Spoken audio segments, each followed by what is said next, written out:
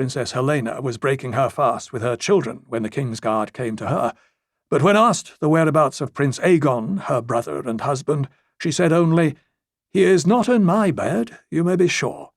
Feel free to search beneath the blankets." Prince Aegon was at his revels, Monken says in his true telling, vaguely.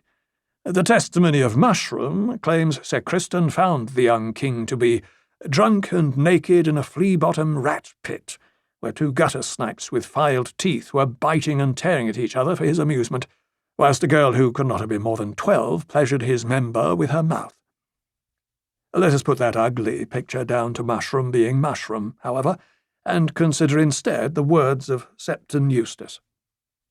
Though the good Septon admits Prince Aegon was with a paramour when he was found, he insists the girl was the daughter of a wealthy trader, and well cared for besides. Moreover, the prince at first refused to be a part of his mother's plans. "My sister is the heir, not me," he says in Eustace's account. "What sort of brother steals his sister's birthright?" Only when Sir Criston convinced him that the princess must surely execute him and his brothers should she don the crown, did Aegon waver. "Whilst any true-born Targaryen yet lives, no strong can ever hope to sit the Iron Throne," Cole said. "Rhaenyra has no choice but to take your heads if she wishes her bastards to rule after her."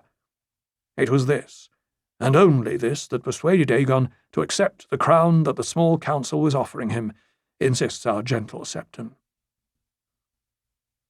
The bells began to ring on the 10th day of the 3rd moon of 129 AC, tolling the end of a reign. Grand Maester Orwyle was at last allowed to send forth his ravens, and the black birds took to the air by the hundreds, spreading the word of Aegon's ascension to every far corner of the realm. The silent sisters were sent for to prepare the corpse for burning, and riders went forth on pale horses to spread the word to the people of King's Landing, crying, "King Viserys is dead! Long live King Aegon!"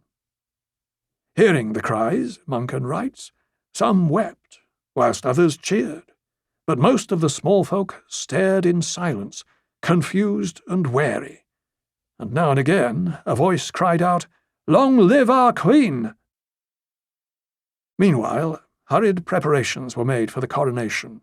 The Dragon Pit was chosen as the site. Under its mighty dome were stone benches sufficient to seat 80,000, and the pit's thick walls, strong roof, and towering bronze doors made it defensible, should traitors attempt to disrupt the ceremony. On the appointed day, Sir Criston Cole placed the iron and ruby crown of Aegon the Conqueror upon the brow of the eldest son of King Viserys and Queen Alicent, proclaiming him Aegon of House Targaryen, second of his name, King of the Andals, the Rhoynar, and the First Men, Lord of the Seven Kingdoms, and Protector of the Realm.